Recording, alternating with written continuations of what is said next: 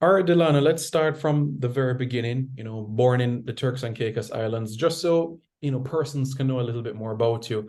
Born to a Haitian mother and a Turk father, is that correct? Yes, yes. My mom is a Haitian and my dad is a Turks Islander, and mom been living here in Turks and Caicos for 38 years. She's a Haitian. I born and raised here in Turks and Caicos Islands. Went to Jamaica at a very tender age, at the age of 13. Okay. And yep, go ahead. That was Provo in Turks. No, I'm from the capital, the national capital, Grand Turk.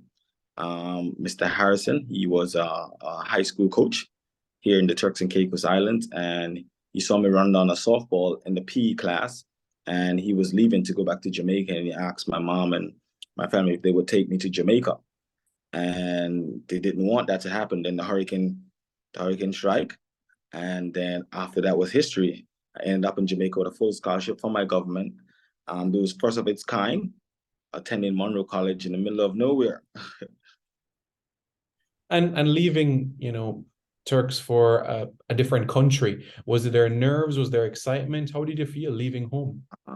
Cultural diversity, like it was definitely a culture shock because Turks and Caicos is really flat, and Jamaica. When I saw the mountains and that type of stuff, it was really amazing to actually see them. Especially when I was at Monroe and I see the clouds coming down, that type of stuff.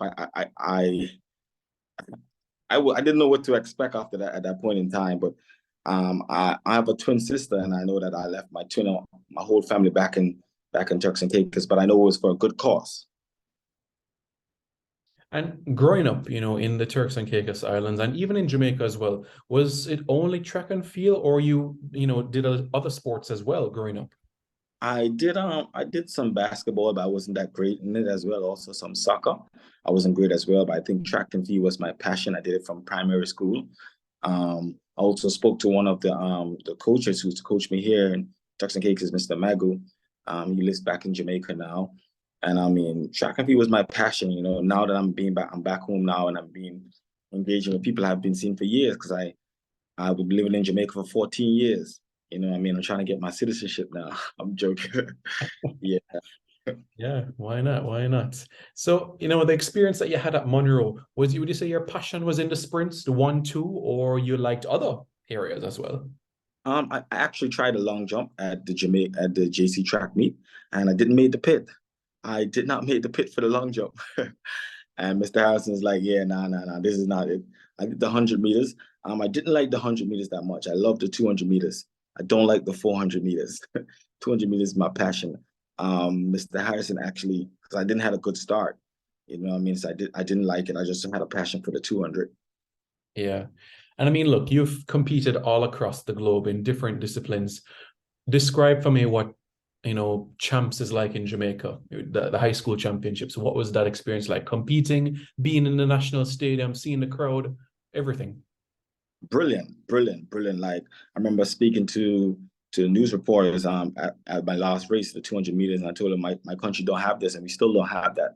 It's brilliant. I mean, if you're the top eight high schools in the world, we made that final. It's actually in the world. You know what I mean? And I mean, winning the 200 meters three times in a row. I think that is history.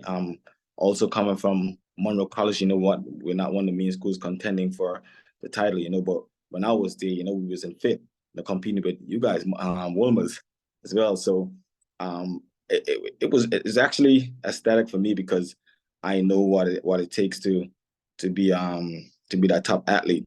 I think back in my days, I didn't understand track and field until I reached to like World Juniors, and I actually see where I can actually be a professional. And as you know, you created some history, 2012 being the first non-Jamaican born athlete to do the 1-2. Tell me about the experience of that because not many people are able to do the 1-2 and be able to win both, over the years of the history of the tournament, the championship. Right, and my manager, Mr. Brenda Hayden, he always tells me that I'm one of the best sprinters that Grace Boys and Girls Championship. I saw you guys did a post there recently about the best short sprinters here, and I mean I was in seventh. I was like, that is crazy. I didn't see no Christopher Taylor, you know. Michael Howard is good as well. You know what I mean?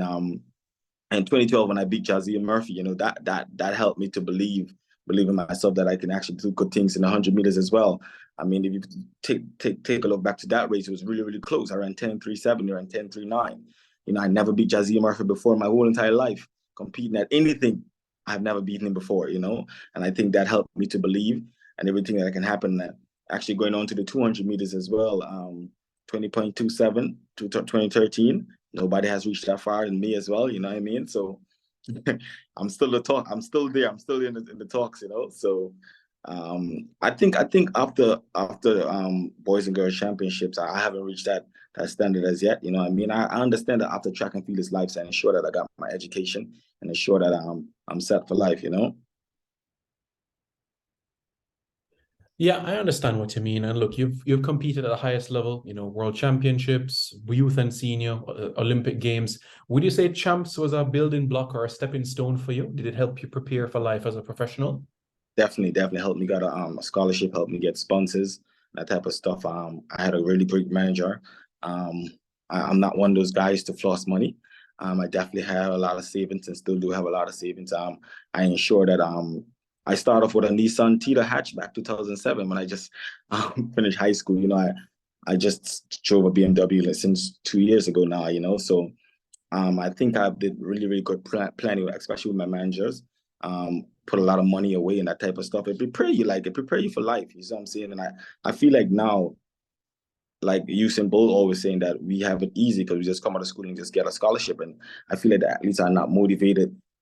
When I came up in the era as well, but I know how to manage my money. I came from a great institution like Monroe College, all boy institution.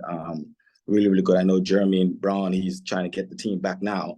We're trying to do something now, but I think Monroe set me for life. I'll always be a Monroean. When I look back at boys and girls championship now and things that are happening now, the times are super. You see what I'm saying? And hopefully this kid can go 9 seconds. You know what I'm saying? I really want to see. I just don't have high prospects for the 200. I just don't know what's happening there. And I'm always disappointed when the 200-meter finals come around. I don't know because of the time of the day it is and that type of stuff. But I'm always disappointed. You know what I mean? Because I know in my time, like when it used to be me, Jazeel, and Odin Skeen, I even raced with Julian Ford one time as well. So I expect more. I want to see more from the 200. I know the 100 is hot, but I want to see more from the 200. Yeah. And what has the reaction been like back home in the Turks and Caicos Islands for your growth as an athlete, from champs to competing for Team GB? What has it been like? Has there been sense of pride, mentioned in the newspapers and social media? What's the reaction been like? Yeah, definitely. Like even they're building a new building in my hometown, Grand Turk, and that's going to be named after me. You know what I mean? That's get the official word that's going to be named after me as well. It's been great. I moved back home in November. I'm not competing professionally now. I think my environment is not conducive for competitive training at the moment because I am a sports performance coach, sports performance apprentice here in the Turks and Caicos Islands, and hopefully, I want to give back my services to the islands because I felt like I've been away for 14 years. I had other good opportunities in the UK to take, but I want to come back home and offset give my talent to the youth and see how best I can help them to get to those Clifton medals because I don't think we have won much Clifton medals since I left. And especially in the sprints and that type of stuff. And we are not. I don't know what it is. I think it's a culture breakdown when it comes to sports here in the Turks and Caicos Islands. We're not up there like Jamaica. And now that I have a lot of experience from Jamaica, I'm trying to bring that here and try to get the kids more engaged. It's from grassroots to greatness. So I think I have to start from the primary school. And that's where my focus is, to try to get people more involved and know what it is. Because after track and field is life. You see what I'm saying? You can get a free ride, full scholarship. And I don't think a lot of people know that. Yeah, Delano, I'd like to pick your brain, on that element because, TCI is a British overseas territory, just like Angola as well. I mean, you said you're coaching. Is there a sense of, okay, I'm doing this, but eventually if all things fall into place, they're going to naturally progress to Team GB, not the Turks going to the World Championships, if you know what I mean? Yeah. I know it's a bit political, but, you go on and you represent TCI doesn't have independence from the UK. So, I just wanted to know how your mindset was regarding all of that. It's actually flying for me because when I first started, whenever when I switched my allegiance in 2012, if you can draw back to some of the newspapers, they call me Plastic Brit, they were calling me Plastic Brit. A lot of that, that was news headlines, but I didn't care because I knew I was good. You know what I mean? And as I started to run, I feed in, I won medals for them, that stuff, go to Olympic Games and World Championship, that type of stuff. It was good after all, you see what I'm saying? I still haven't seen anyone from Turks and Caicos have reached that peak like myself. Yes, you're right. We are not independent. We are British Overseas Territory citizens. The country is a very, very rich country. You know what I mean? We progress a lot in tourism. We believe in tourism, and the country surplus $89 million in COVID. You know what I mean? So I do think we have the money, but we just don't have the resources and the infrastructure. So even building these athletes, they're definitely gonna have to be running for Great Britain, but that's fine because I'm the first athlete from the Turks and Caicos Islands that went to Olympics. So they call me the first TCI Olympian. So I have that name, that title going around anywhere, you know what I mean? I'm kind of a household name here, but I want to give up my service here in the Turks and Caicos at least for 10 years. And then I think I'm going to migrate to the UK. To be honest, I do see myself retired in Jamaica. I've been living here for 14 years, and I think that's the place I want to be. I don't know if there's any other Jamaican. I love Jamaica. I love the culture. I love the woman. I love the food. You know what I mean? But I'm here. I'm here back here in Turks and Caicos Islands. I travel now and then to Jamaica as well, and I definitely gonna be there for the Boys and Girls Championships. Very nice, very nice. And just out of curiosity, were you ever asked or approached and say, "Hey, Delano, you should represent Jamaica"? Did that conversation ever come up? Yes, definitely, definitely. I think Teddy McCook, he actually paid for my ticket in 2012 for me to go to the World Junior Championships in Barcelona, Spain. Where I win the gold, surprisingly, because Julian Ford was, I'll probably get the silver, but all things being fair, I won the gold there, and he actually paid for my ticket, and I got a first class ticket from Teddy McCook. I always remember him. First class ticket to go, first class ticket to come back. He definitely believed in me, and he also paid for our accommodations there, and Turks and Caicos paid half. Yeah, Mr. Teddy McCook, he did really, really good for me, and also Mr. Harrison as well. And because when we went there, when I first went to World Juniors in 2011 in Mountain, Canada, we didn't have anything. I didn't have clothes. I didn't have none of that stuff. You know what I mean? So that's how Nike came on board in 2013, and they had sponsored my foundation since that. And we also have Delano Williams Foundation, which been going on for 7 years strong now. Each year we have a 5K and 10K run and walk here in the Turks and Caicos Islands. In 2019, we made $11,000 and then last year we made $17,000. And we have our beneficiaries giving it to the schools in terms of equipment. I sponsor schools that want track and field equipment. I try to focus on that, but now I see where Monroe College needs some support of help. For champs, and I definitely going to try to be making a contribution in regards to that, because that's my ultimate. That brought me where I am today. So we definitely want to try to make a contribution there and see how best the athletes can do. Yeah, you mentioned that you see yourself retiring in Jamaica. If Monroe were to say help out as a coach or a mentor as an advisor, would you be open to an opportunity coaching on the island as well? Definitely.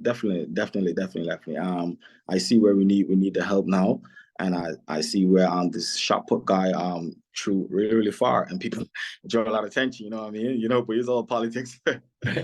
Yeah, definitely take the opportunity. So I love Jamaica, man. I can't wait. I think Boys and Girls Championship is a big stage. It's a big stage, especially for the youth athletes to get scholarships and that type of stuff. And the times are getting super. Very, very super. And when you talk about boys, we don't have that here. We call it inter-high championships. I witnessed the inter-high championships recently, like 2 weeks ago, and the times was terrible. You know what I mean? And I went on the radio and I said, man, you guys need to watch the Boys and Girls Championship. You need to watch how they athletes train. They start training from August. You know what I mean? We start training like 3-4 weeks before. We can't do that. So we're trying to break the curse. You know what I mean? I try to be real and be realistic, because I feel like coming from a place of Jamaica and people training from that long, we need to get on the medal. We need to get on the podium, and I'm trying to break that stigma here in the Turks and Caicos Islands. So hopefully, we have a few guys who actually going to be going to Boys and Girls Championship. I think we have a few at KC. We have this guy named Reverend Black. I think Demby. He's from Turks and Caicos Islands, right there from Grand Turk. So he's 13. You know, he has still more few years to go.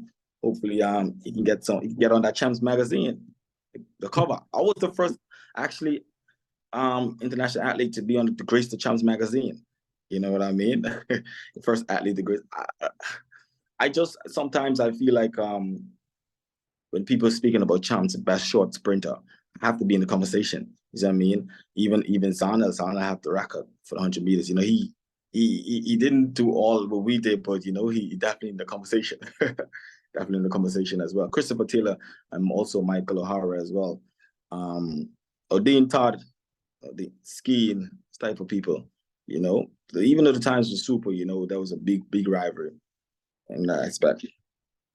And for you, Delano, you know, Champs is less than a week away. What are your advice to athletes that will be, you know, in the national stadium next week? Advice you'd give to them in preparation for the championship and when it's their time to shine?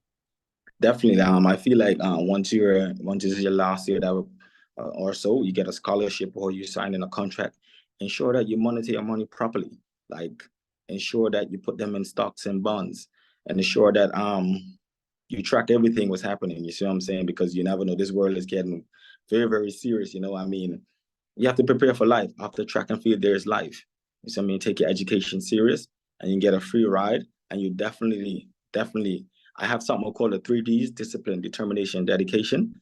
And I feel like with those 3Ds, you definitely can get yourself far.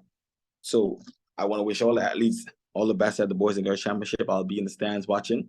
Hopefully, I get to commentate on a few 100 meters or so, or more than 200 meters. I'll do the 200 meters, but yeah, hopefully we can get some good times and somebody can get close to that 20.27. Yeah, Delano, listen, thank you very much for your time. Really appreciate it. You know, all the best on the coaching journey. And yep, catch up next week at Champs. Thank you. Appreciate it. Thank you. All right, and take care. Have a good evening. Yeah, man.